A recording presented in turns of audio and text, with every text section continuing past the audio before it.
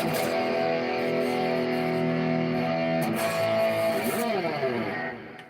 right, my friends, welcome. Yours truly, Rockin' Dave, the real deal. North Fort Myers, Southwest Florida, and all that good stuff. Thank you for tuning in. Really appreciate it. So, before I get into any topics today, the snapshot picture, whatever you call it, is this. These Dunlop flow picks, and this is actually what it looks like. It's kind of between a regular pick and a Jazz 3 pick. You can see that. It's got a little bit of a point to it. And believe it or not, this is a .88. I have been for years and years and years, using a 1.5 millimeter pick. And I just thought maybe I'd try something different, see if it could help eliminate string breakage. There is a little bit of flappiness, but not as much as I thought there would be. Now it does have a little bit of a grip. But I was using the Dunlop 1.5 Max grip, those blue ones, and I do like them. I kind of like the shape of this better, and now I got a real strong picking hand. I think that's contributing, along with the weather down here, to my string breakage. So I thought, let me try something different. And I do have to get used to a little bit, not as much as I thought I did though.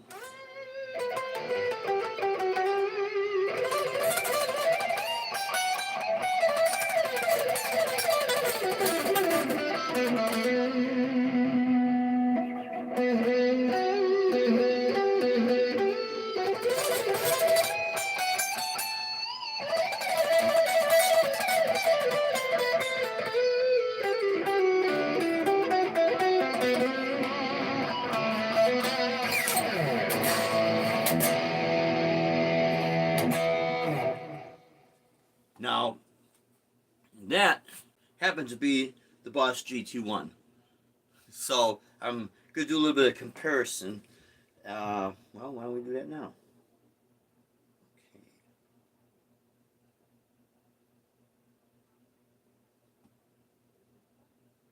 Okay. Here we go.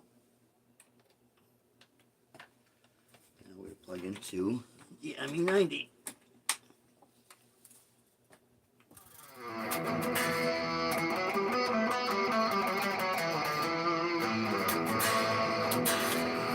Now this is how I have it set for my fusion stuff. So it's a little bit more just overdrive than on the light side.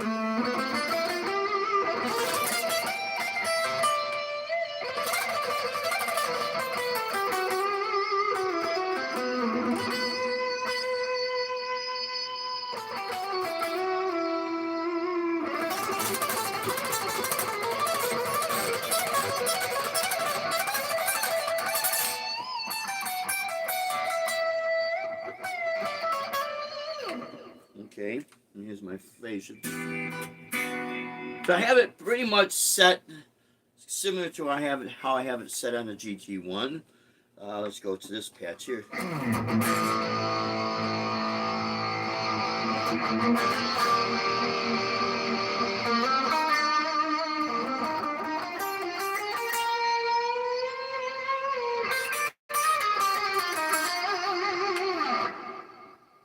Okay, so now let's go back to the GT1.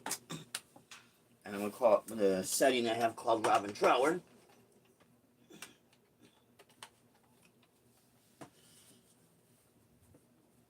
The GT1 does have a lot more amp sims than the ME90.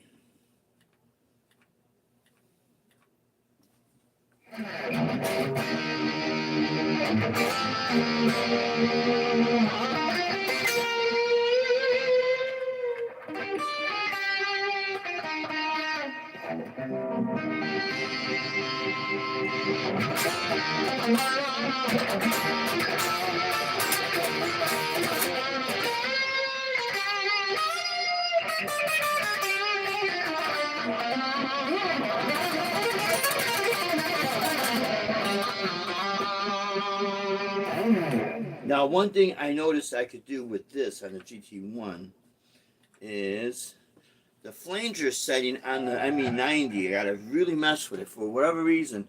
It seems like that setting seems to boost my volume even when I turn the volume and effect down. I think what this is, I've seen people say something like this, to the fact that some of the knobs that's on the ME90, they're not just what they say they are.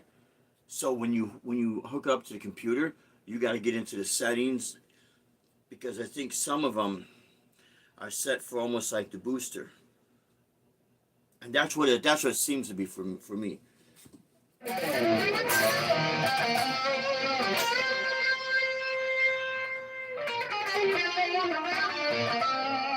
Now how I have the GT1 set, the control one switch that's built onto the GT1.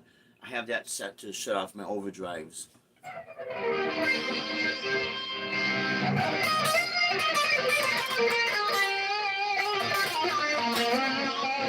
What you could do with the GT1 is you could rearrange your effects in the chain. The ME90 you really can't.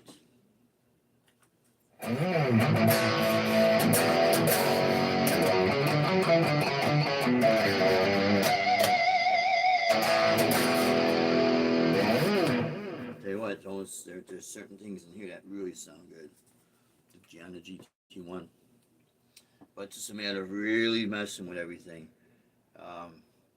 I think what's happening, I am using the Digitech FX3 foot switch with the included cord for the extra control switch that on the GT1 you have a jack that you could hook another foot controller. I'm just wondering if that's not calibrated right, and over the course of time, it wants to move by itself. Whereas if I got the Boss, maybe that won't do it.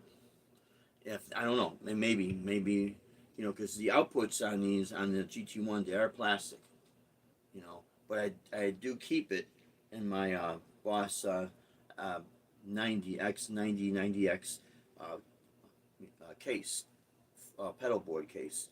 So it's pretty locked in. It's not like the cord's hanging and it's moving around. It's actually got some stability. So because part of the handle is risen, so when you run the cord in, it goes right into it. So.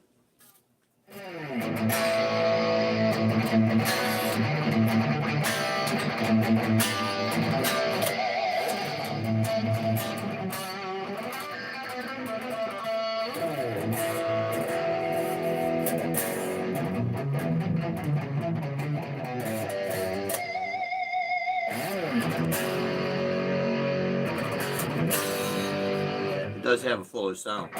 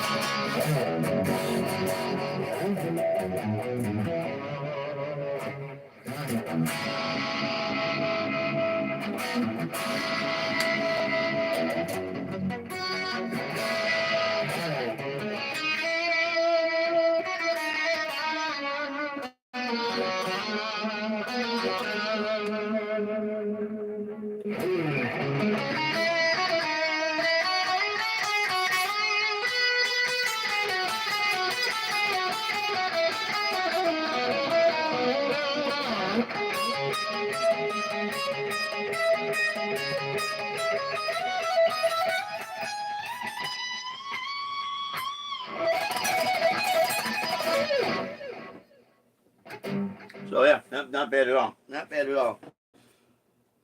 Let's get back to the settings I usually use. And then I use like a.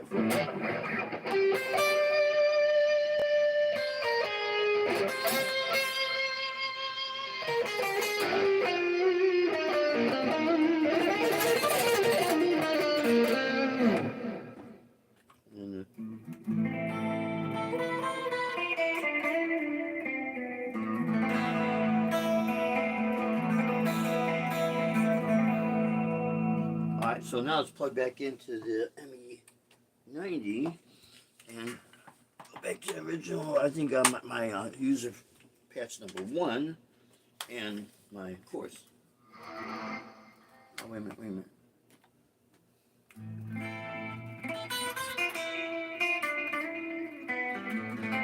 Now, the thing is with the ME90, it is much more pronounced because it is its new technology, the Advanced Impulse Response Device. I guess that's why it's called AIRD. And it's the same technology that they use in the GT1000. So you do get that. And again, I don't do anything on the computer. Maybe in the future I will. It's just a matter of me learning. But when you plug it into the computer and into, I guess it's called the Tone Central, then you could start to really add. You could add some more IRs in it because the ME90 comes with, I think, three different IRs, and it's IRs that are matching the amps. And so let's say it's for the Fender Twin. It would be for the Fender Twin, the original speakers that come in the Fender Twin. If you want to use Altex, I don't know if they would have a setting where you could download those IRs. Then you could put in your own IRs. You could download, I think, up to 3 additional. Maybe that's what it's 3 additional, and then the IRs that are built into this are basically matching the, like what would match the Fender Twin. The reason why I said the Altec Lansing speakers, because when I had I believe I had a 1979 Fender Twin, silver face, master volume, and the tremolo, and the master volume would pull out, so you get a little bit extra crunch. And it was loaded with 2 Altec Lansing speakers. And I'll tell you what, man, if it wasn't for the casters on that amp was heavy. Was still living in Chicago, right down the street from Wrigley Field. And I remember someone, when I wasn't home, they tried to break in. They stole my bike I had. It was regular. I had a Panasonic, if anyone remembers when Panasonic was making bikes. Panasonic 10-speed. They took that. I think they took something else. I can't remember exactly. But I know they tried to move my Fender amp because I used to leave it on the tilt back legs. They tried to move that, and they couldn't pick it up, man. Like, there's no way in hell we would steal this thing, man. No way. So off they went, and you make a police report, and that's it, right? That was a long time ago.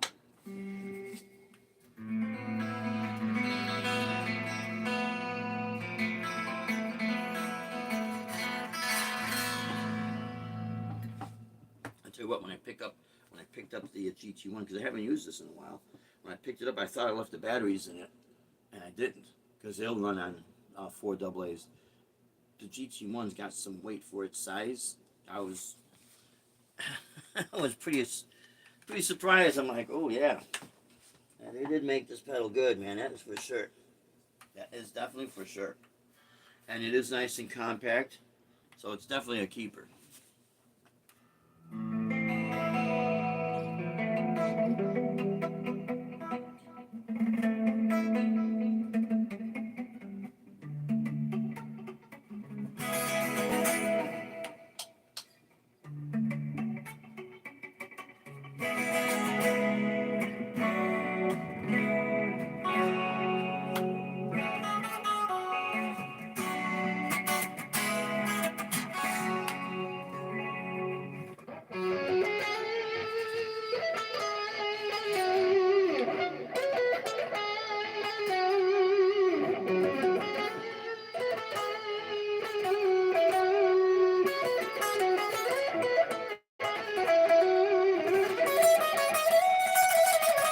I'm really digging this pick, man. I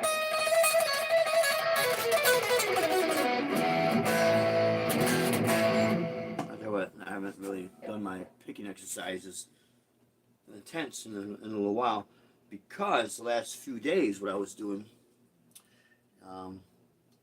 my nylon string, working on my I and M with my scales. And basically what I was doing, I trimmed my nails down to get the flesh of the fingers. And basically what I was doing, let's see if I can get this.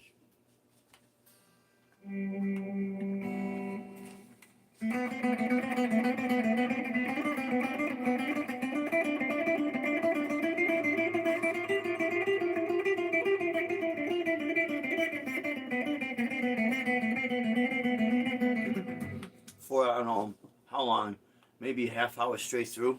And by the time that half hour, it was a lot faster than that.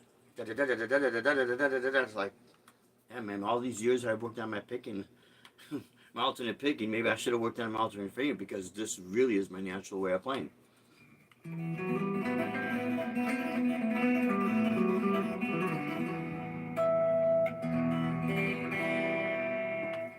So, okay, now I got that set for when I shut the control switch off, it turns off the phase switch.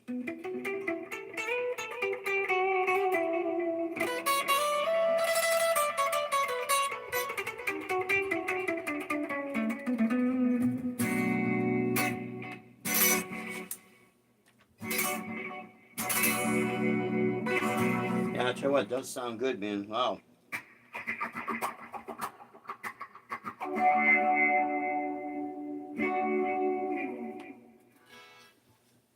Okay, so what I wanted to discuss today, and let me go ahead and get this set here, guys.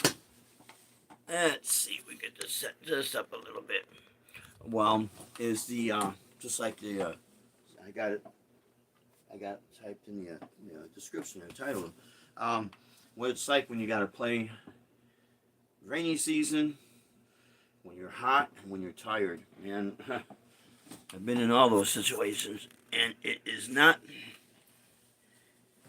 easy at first, but then you learn how to get through it. But let me share with you when it gets really hot, and I gotta play outside, because a lot of these gigs are down here outside, and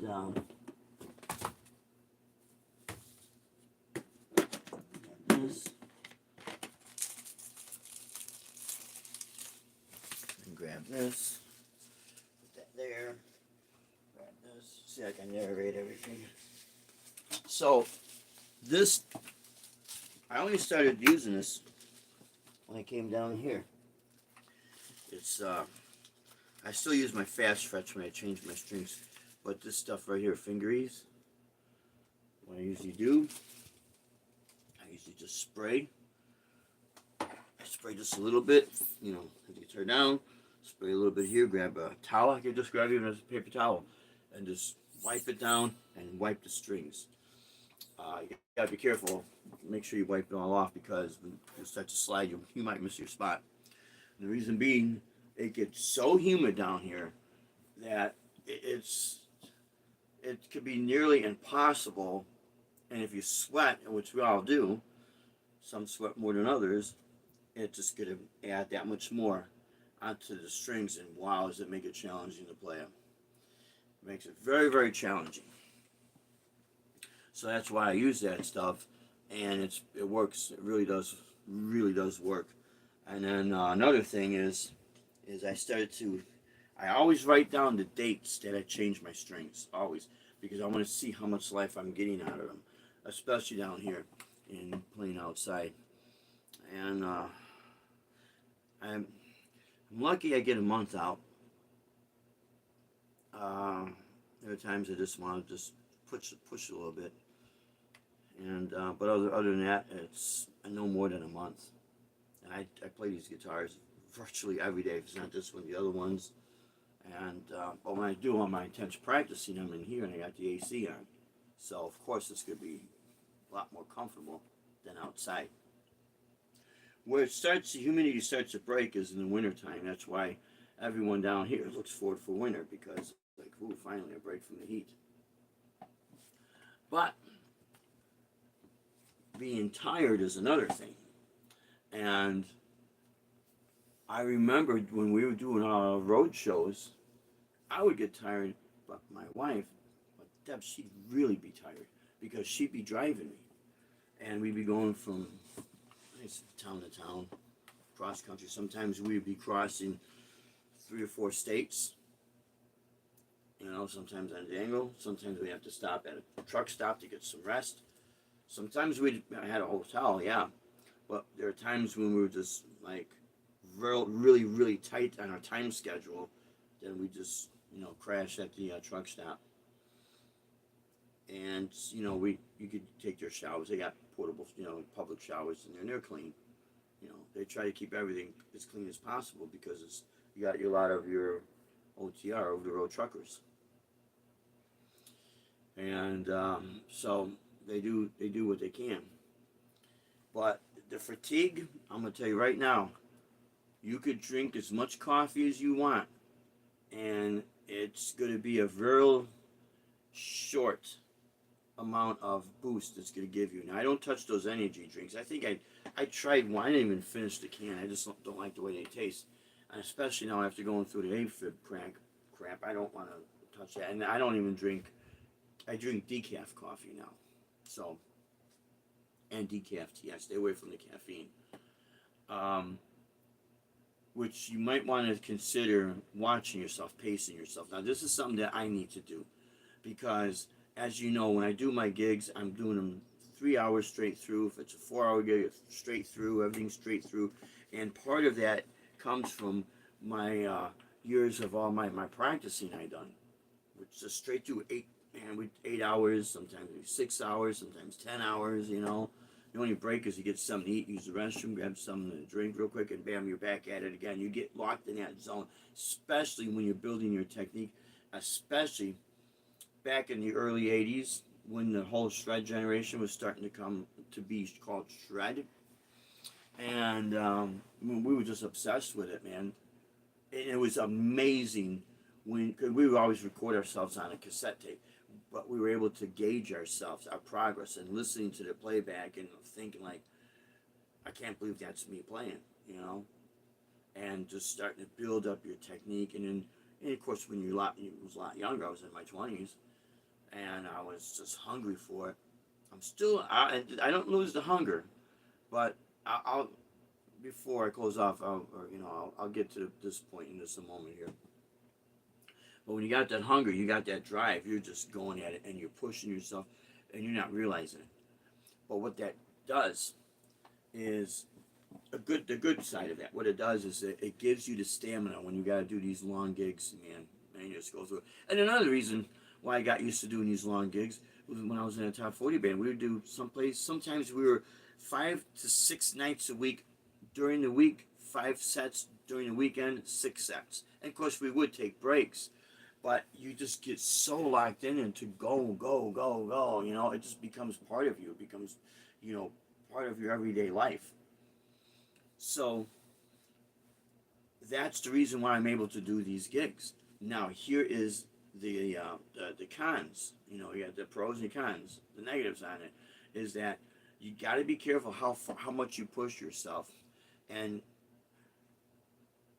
lucky for me, I don't drink. I don't smoke. I don't drink. But for people who drink, do drink alcohol, and you go on this mindset of like you're in that zone, and there's nothing like it, man. You're in that zone and just going to town, especially if you're writing your own music and you're blessed and lucky enough to be able to play your own music, man. It's just a great feeling because you get people responding off of you, not off of you doing covers, but off of what you do.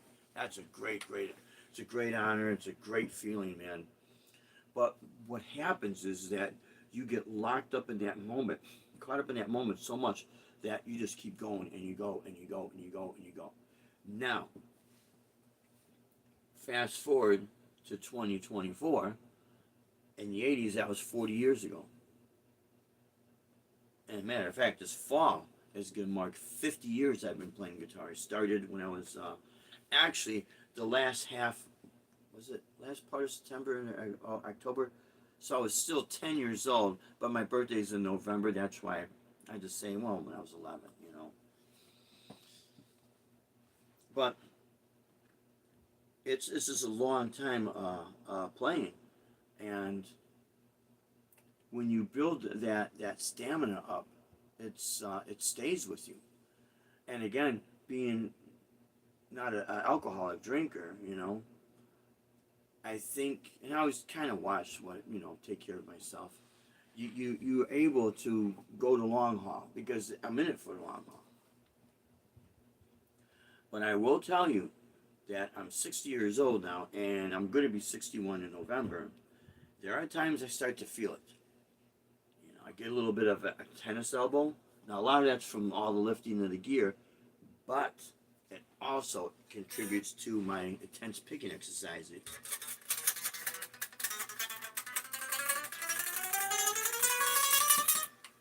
And then I was using those 1.5 millimeter picks, so they're even stiffer. And I'm going to town. A lot of times that contributes to string breakers. But when you're doing everything at strong resistance, yeah, you build your muscles up. You will. But there comes a point in time where you start to wear them down because you're just doing it for so long. And after a while, it's like, hey, man, it needs a break. It just needs a break. That's why we give these the live gig Saturday and Monday on Labor Day is going to be the test, tall tale test of time on this thing. This .88 millimeter flow pick. I think I'm going to do all right with it. I think I am. Because when I did my intense picking, we got these picks the other day, got some extra cables and a pack of 6 10-gauge string, just 0010. Pop them, I need extras, But so that that's good to see remedy that. Let's see if that remedies that. When a person asks me, or if they're curious about how I'm able to go so long and so fast, go all the time, I do try to pace myself. And if anybody wants to see what it feels like playing when you're tired, because it happens, man. That happens. We're only human. Try staying up all night. And just when you're starting to wind down, you're like, oh man, I've been up all night, man. I've been up all day and all night. Watch the sunrise and everything from the bottom of the sea. Are you experienced? Yes, I'm experienced. Now you're tired. You're ready to crash. No, you got a gig, man. Let's go. You got a 3-hour gig. Maybe the first couple of times you'll be able to do it. But after a while, it starts to just wind you down. And since I was refereeing Hendrix, I used to have the video cassette of Isle of Wight. And then I think there is a double live. Somewhere I've got a double live CD, but there's also the double live DVD. Well, now there's no more VCRs. There's no more DVDs. Everything's digital.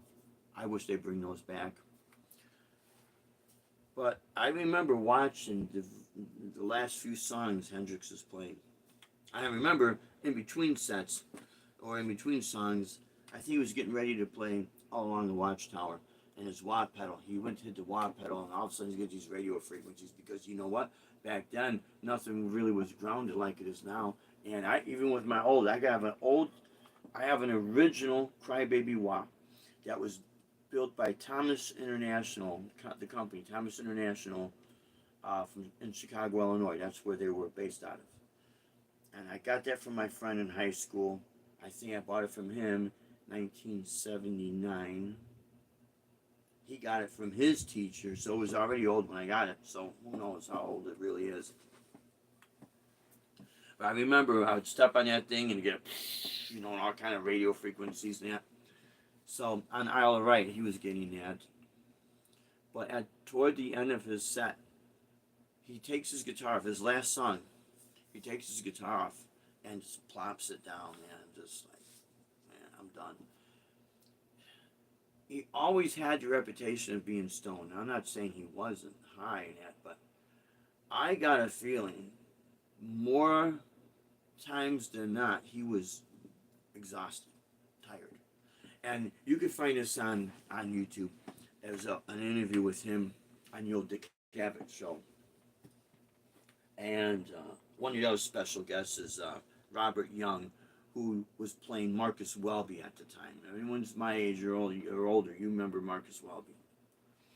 So I think this interview was done maybe 1969, early 1970, somewhere in that time frame. And Dick Cavett had made a reference about sleep. And Hendrix said, I'm lucky if I get 8 minutes of sleep, let alone 8 hours. So the point being made here is he's doing all these shows, flying to Honolulu, flying back to Washington, state of Washington, Seattle, and going here, there, and everywhere, and going back over to London, England, and that. And anyone that's been over to Europe, you know there's a long flights, man. Like 8-9 hour flights. And you get off that plane, man. I think the last thing you want to do is play, because I remember when we went over there, I was glad that our gigs were set later on, not just as soon as we got off the plane. Oh, you gotta play. You're tired, man. You're worn out. Now, another thing is, if you watch some of these videos with, I'm not gonna mention names, but you know, some of the shredders of our day, you watch them play. And I have seen a few times during their live performance, they just seemed like they were tired, man. And I'm not faulting them, because when you're constantly going, you're only human. And this is where learning how to pace yourself, not just getting enough sleep in that, but pacing yourself musically, so you're not feeling like you're burning yourself out and feeling like, oh, I gotta always be on because I'm on the spot. So I always gotta be on. That was my problem. That was part of my problem. I always took it like I always have to be ready, no matter what. Gotta be on, gotta be ready. And I did that for, oh my God, 40 years. 40. And when I would get the time, when Deb and I would go out, especially when we moved down here, to enjoy life, just enjoy. We go to Matlash Island, it's called the Perfect Cup. We got a nice cup of Java, nice little family-owned small coffee, restaurant. We go there early on Saturday mornings. We just sit and chill. It's so nice. And then sometimes we walk on the pier and just look at the water and just start to really take in life and enjoy it, man. I'll tell you what, it feels great. This is why I don't take breaks. When we were doing these corporate gigs, this is what I started to experience. We'd do like 3 hours, 4 hours. They had me play. Then they had me take a break. Oh yeah, have a meal, And they always feed us well, because with the corporate gigs, you're gonna make your money, my friends. And then they're hiring you for an event that they're having, and maybe your background music, or maybe you're part of the show. But regardless, you're getting paid well, man, and you're getting fed. Not all the time, but when they do, they feed you well, man. And then I'd be eating, man. I get like a steak dinner, a nice big burger, because I'm not a seafood eater, and I'm a real simple guy. But boy, as soon as I'm done eating, man, I can feel the food coma coming out. I'm like, oh man, I don't want to go back out and play. I want to sit and relax, talk with people, have fun, see what what part of the event is, and hear their stories and everything, man. So that's why another thing that got me into doing the gigs straight through, so I could do my thing, and then when I'm done, I'm done. I remember one of the gigs we did. This was 2014, I believe, or 2013. Yeah, 2013. We did this gig for Cinco de Mayo in Missouri. I can't remember. Was it St. Louis, Missouri, at Botanica Gardens or something like that? But it was in a restaurant. Real nice. They had it decorated. We drove there from Aurora, Illinois. I think it might have been further, because I think it took like 5 hours. That's drive time. Maybe it wasn't 5, maybe it was 4 hours. But you have the drive time, then you have the setup time. Then you got the playtime. Had me play 4 hours. And then, because they enjoyed it so much, they tell Deb, they pull Deb over to the side and say, hey, I'll give you a few extra bucks. A few extra bucks means like a few $100.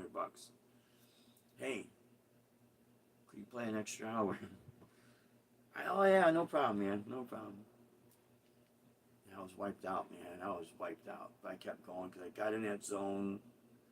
And I'm gonna tell you my secrets here with doing stuff like this, because it could, man, it could wear you out.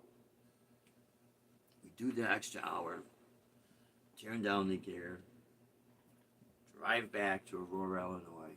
So to tear down, talking with people, that's an extra hour and a half, maybe 2 hours. Then you tap on, let's say, 4 hours of driving. So the next day, I remember we were driving too. There was like parts of snow in certain areas. It was weird, man. But it's May, and in the Midwest, there are times when it could get chilly, and overnight it could start to get at freezing temperatures. And if it rains, it'll turn to snow, and it'll accumulate a little bit. Anyways, we're driving back home, and I'm thinking, oh my God, I got 2 shows to do for Motorcycle Sunday the next day. The opening show, which is my solo gig, and I rocked it out. And then playing with the church band, because it was part of the church, and we rocked it out because it was like metal. So I think when we got home, Deb crashed for a little bit. She was able to sleep a little bit longer than me, maybe if that. And I think we're talking 20 minutes. So now we get to the gig at Phillips Park, and the stage is all set up, and they have me set up and play. And after a while, you're so tired that you get this little extra boost of energy. So I'm in that zone. Boom, I'm playing, I'm having fun. Then, right after that, I had the half stack with me too. Right after that, left it on. Now we're going to play with the band. And my set was a 45-minute set. And then playing with the band, I think we're between 50 minutes and an hour set we did. And having fun. I used to have a black Jackson Dinky with that reverse headstock, and I had that with my washers, so the guitar around, and having fun. And then, of course, we stayed to check out the other bands, and support everything. And I think the event was done usually at 4 o'clock, because it starts at 9, goes from 9 to 4. Because everyone had to be on the property at least by 6, I think it was. Because, we rented out the property. But it was the pastor of Warehouse Church, Randy. He had, he knew the guys that had the Phillips Park, and him and Hal, who's now Hal lives down here in Florida. He's a realtor, so he knew some of the people at the park. We had to pull strings, and it was literally like, I don't know, maybe 3,000 guys on motorcycles, guys and girls on motorcycles. That's why it's called Motorcycle Sunday. I mean, it was huge, man. It was huge. So we do the gig, and like around 3:45, man, I'm just like, I'm walking, I'm feeling like I'm in a daze, man. I'm just so tired. So we had our gear already packed up, and we just told Randy, he says, man, we gotta get home, we gotta get some sleep, man. We're just exhausted. So we went home, and as soon as we got home, brought the amps in and everything in the house, the guitars, put it in one side of the house, and crashed, man. Just crashed. So the secrets that I use now when I pace myself is part of it is in my playing. So with the fusion music that I do now, I don't have to feel like I gotta be on all the time. This is really good because if you like this music, especially if you like fusion, it works. It's a win-win. If you don't, and if you're more into metal, and I still love metal, then find some ballads that you could put into your set and balance out everything. Maybe have a couple of 3 or 4 songs that are man rockers that you just high energy. Then put in something that's not so energy burning. Because if you're gonna do a 2 to 3 hour show, this is where it's gonna get you. And if you become popular doing this, and it doesn't have to be always super popular. What I mean popular to the point where you're always getting work, you're always getting hired, you're always getting work, you're always gigging. That means you're always burning energy. This is where you got to learn how to pace yourself, especially as you get older. Well, just thinking about 2013. Well, I turned 50. I was 50 years old. And I was still gigging urban before that. But what happens when you take a long period of time, decades, and you push the envelope, you push the envelope, you push the envelope. Again, thank God that, I take care of myself. I don't eat a lot of junk and I don't drink and smoke, because that would just kill you, man. That'll destroy you. And now I try to pace myself because I can feel, because again, I'm in it for the long haul. I'm gonna be on YouTube if I turn 120 and YouTube's wrong. I'm gonna be on YouTube. I don't care. I don't care about negative numbers or people's, the haters and all that. I don't care about that. I like what I'm doing. Boom. They're not gonna tell me my destiny. Okay. I like what I'm doing, but it's a matter of pacing yourself. When you're young, go for it. You got the energy. As you start to get older and you start to feel, now the fatigue has no age. There's no age limit. You could be in your early 20s. You could be in your teens. And again, if you're doing so many shows back to back, and let's say you're also working a day job and you do everything back to back, you're surviving on 3 or 4 hours sleep, which I used to do. Man, I don't know how I did it, but I would always have the energy. I was always hyper, I guess. It's not a matter of if, it's when you start to slow down. And when you start feeling that, how do you make those adjustments so that, hey man, I got another gig tomorrow, another 3-hour gig tomorrow. How do I make these adjustments? If you're more into rock and prog rock, especially what's really cool with prog rock and prog metal, you could come out and you could start doing chord patterns, more or less on this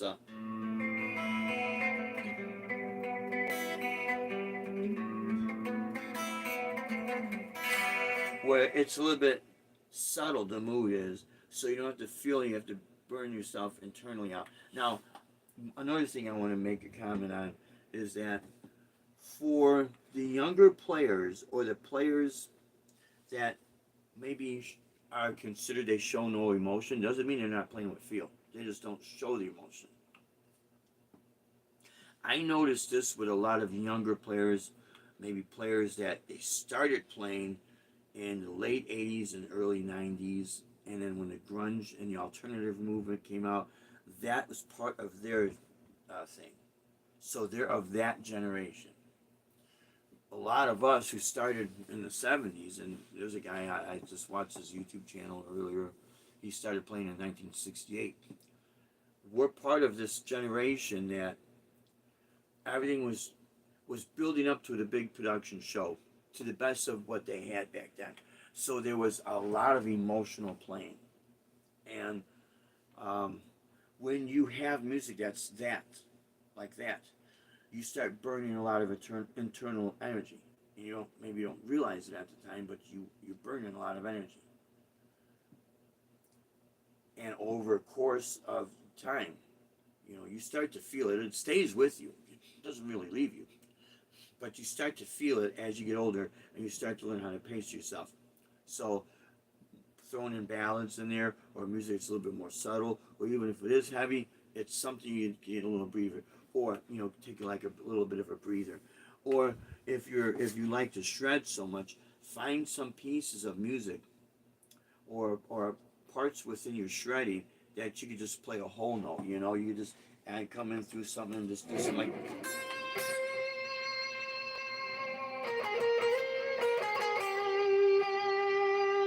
Let that note breathe. Or if you don't have anything, just don't play anything and let the rhythm section take over, because you don't want to overshadow the rhythm. I wonder if any of you out there have laid down any tracks, whether it's on your 4-track cassette or your digital recorder or on your computer. And when you're laying down tracks, whatever is you're laying down, your mind, your heart and soul is all into that. So if you're playing a rhythm that's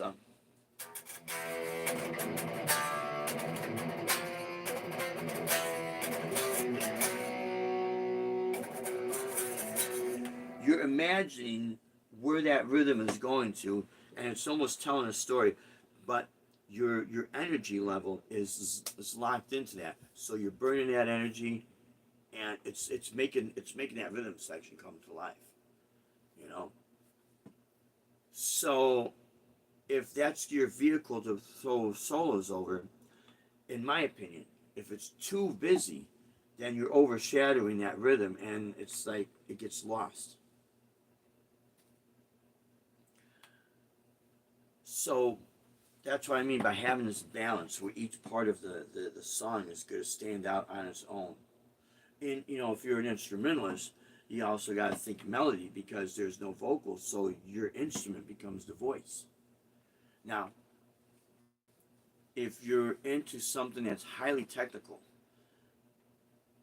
and that's your thing, and it's your heart and soul is into it, by all means, you go for that because it might not be as popular and as a whole, but doesn't mean that there's not an audience for it because more and more it's getting popular and more that's your audience. So boom, that's who you zoom in on. You know, if you're, you know, if that's what you're looking for. But just remember how to pace yourself because you know it's not a matter of if you're gonna get tired, you will. And then the good thing here's a good thing with YouTube and social media. As soon as you do something, you know, with this, boom, it goes worldwide. Back in the day, we didn't have this. So we had to rely on the area that we were living in, the area that we were playing in. There's that audience right there. There was no YouTube. And although there's nothing like doing things live, and that was our generation. That's just what we did. That was our social media. There were times you're just tired, especially when you're done with the gig, man. You're tired, man. It's a great feeling. It's a great, you know, you're tired in a good way, but nonetheless, you're still tired. And you didn't reach the world. With this, you reach the world. And you could pace yourself. So don't let anyone tell you that, well, you know, you never experienced what it's like playing in a full band or playing live gigs.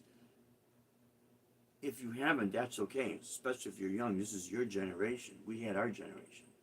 Now we're part of this technology, and we're hanging on to the good old days of yesterday. You know, we're just much older. That's all. And with that comes the experience, comes the wisdom, because we lived through it. You know, you can read about it all you want, but until you go through it, you don't know it. You know about it, but you don't know it. That's the reality. And that's why pacing yourself is a good way to get into this for especially young guys out there who are going to start doing shows. That's where you find out. You're going to be outside of your comfort zone. You're not going to be in your nice air conditioned space, studio room. And no matter if it's down here or in Texas or in the Midwest, in the summer it gets hot. It gets real hot in the Midwest. And you do those outdoor gigs, man, that's when you find out, oh my God. And then my sound's not the way I'm used to it. You know, everything's different. Everything is different. So you have to reprogram your mind to get used to that and not let that be a distraction. Because when you're performing, you know, you want to be as locked in that zone as possible. And if your mind's wandering all over the place, you know, it's gonna take away from it. So just be prepared for that. Uh, so then when you gotta do gigs and it starts raining, like down here in Florida, that the sun could be out and it'll start raining. And you're already like an hour and a half into your show and like, oh crap, man, I gotta cover up the gear. You know, you guys seen a few times I had to do that. Deb and I were like racing, pulling the gear back. Starts to rain, man. Didn't say it was, but all of a sudden there it comes. That's where it gets tough. Because it's really tough on the gear. And there's a lot of things that are outdoors down here, man. That's just the way Florida is. So when you do outdoor gigs, and I used to do this a lot when I would do these corporate gigs, change. I always bring a change of clothes, including a change of shoes. So what I'm gonna wear on stage, that stays on stage. I have a separate pair of shoes when I'm loading up the gear, walking through any type of grassy area, dirt, mud. All of that gets on your foot switches, man. So It is a good idea to have a pair of shoes that you perform, that are dedicated just to the stage area. If you could do it, you might get a little bit. People might try to bust your nuts a little bit here and there, and that's fine. But you start buying expensive gear, and if you find out that you're clogging the switches or that because you didn't think about, you got dirty shoes and all that dirt's getting on your gear, it's not gonna take long for it to affect your gear if you're not careful. And then, do you really have the money to constantly replace things? Think about it. So, what I'm going to talk about, I think next week, I should have written it down, man. I should have written it down. But, the experiences that we have and our travels, I think that's what we'll talk about next week. You got to watch your time zones, man. Watch your time zones and how to price things, because boy, I tell you what, it's you gotta always leave that extra headroom, and you gotta factor it in for when price of gas is high, because there's nothing worse than you miscalculate something and you find out it's 3.45, not 2.45. How much that dollar makes a difference when you're going a long distance. It makes a difference. And then you're hungry and you're stopping at the quick market. We've done it. We try to pack a lunch, but and then if we're fortunate enough they feed us, that's great. That's great. Which we have been very fortunate with those gigs. Like I said, the corporate gigs. But if you start traveling, and which is not really difficult to do, just have the money and the time. Pace everything out. And make sure you bring enough lunch and vitamins and stuff like that, because once you start hitting that road, man, you're gonna find out how quickly you're gonna get tired. But yeah, whatever I think of next to really talk about, because I know I had it and I don't know why I forgot about it. Maybe I'm getting tired. It was a long day. But everything that we talk about is stuff that we've actually gone through. You guys might not go through it, but it's good to hear because you might go through it. And this is what I mean. You're not going to get, shell shocked, figuring like, oh my God, I don't know it was like this. Man, if it was like this, I would have just stayed a weekend warrior, because not only does it get expensive out there, but it gets tiring. Because you got to think about your vehicle. You got to think about that. Check that oil. Make sure you don't push the limits. If you don't have to, don't push the limits. That's what's going to prolong the life of your car. And you're going to need it, whether it's a car, whether it's a van, whether it's an SUV, because I don't think Uber is going to take you to where you need to go to if you got to cross a couple of states. I don't think, or maybe there would be, but then that guy's going to get tired. He's going to get tired. He needs rest too. You see what I mean? So, anyways, I hope this has been helpful, guys.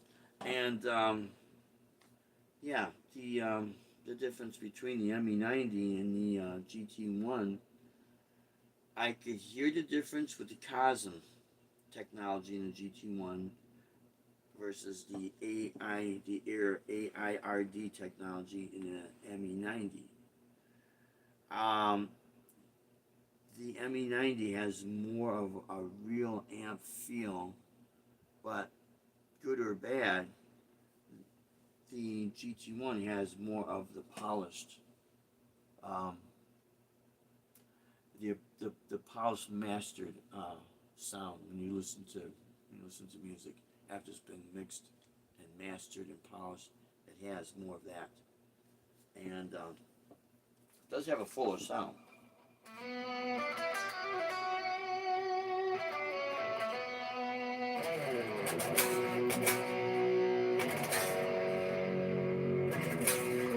It does have that, even with the clean channel.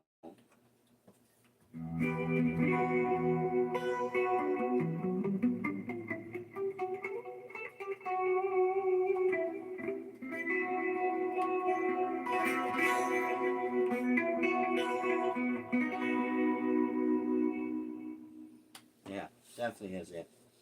So, all right, my friends, I really appreciate you tuning in and watching, and hopefully that this will help you. Just remember, I really don't recommend anyone pushing their sleep habits. Only if you want to see what it's really like to have to play when you're tired. To understand what I'm saying, is just try it one time, and you don't have to set up a gig in that. Just in your own practice room, your studio room, your bedroom, wherever. And then, if you can, record yourself playing when you're tired, and then compare it to when you recorded yourself when you got all this energy. And watch and see what I'm saying. There's going to be that differential. And when you're in those situations, have really good phrasing, because that right there is going to really help you through the shredding. To when you're not doing so much shredding and you need to just sound good, that's going to carry you, man. That really will carry you. And then you won't feel like you got to burn yourself out, man, because it's tough, and it only gets tougher as we get older, and we just need to like really analyze, do some self-analyzing. Where are you at right now in life? And then take it from there. There's different stages in life, and this is a good thing, because it's going to show growth, and as you evolve. And yeah, you might lose audience here and there, but you're going to gain more audience here and there as well. Like I've said before, when things happen, one door closes, another door opens. So always looking at that. So, all right, my friends, our next live gig is Saturday. We're doing like a private party at our friend Chuck's house. And then Monday, we're back at Diamond Head. I think we're playing 12 to, I think it's 12 to 3, or is it 1 to 4? Can't remember. Deb's got the schedule, but yeah, they have us back at Diamond Head Resort in Fort Myers Beach. And then we got some more gigs where just, I know we got Miramar Outlet, and we got a few more. We're hitting our height of the hurricane season, and thank God nothing major's been brewing, but we all got to be prepared. And so our friend down here that used to be up in Nashville, Bad Brad, now he's in Tampa. So if you see this, Brad, just get ready for the hurricane season, man. You'll see what I mean. Sometimes it's nothing, sometimes it's something. And for those who've gone through, I was not here during Hurricane Charlie in the Punta Gorda area, but we were here during Hurricane Irma, which really turned out to be nothing too bad in our area. But Hurricane Ian that hit 2 years ago, total destruction. So bad, there was 180, I think it was 186 lives that perished. And most of it was from the storm surge. So, just be prepared. If anyone's down here, you know what I'm talking about. Anyways, guys and gals, I hope that helps. And like I said, just pace yourself. Don't worry about trying to outdo the next guy or gal. Don't even worry about that. Sound good. Sound good. Because I'm going to tell you right now, what you cannot do that someone else is doing, I guarantee that same person will never be able to do what you're doing. That's the reality of it. We all have to have our own uniqueness. If we were all the same, it would be total boring. It's like if there's only one color, right? One color paint. Let's say it's orange, or let's say it's what they call burnt sienna, and everything's the same color, man. Nothing would stand out. Nothing would stand out. It's called variety, right? Anyways, my friends, we'll keep you posted. I can't remember exactly when we're playing on Saturday, but we'll definitely keep you posted. So you guys have a great rest of your week. Thank you for watching. I hope it's been helpful. As always, stay strong, safe, and true. Rock on. And God bless, my friends. Thanks for watching.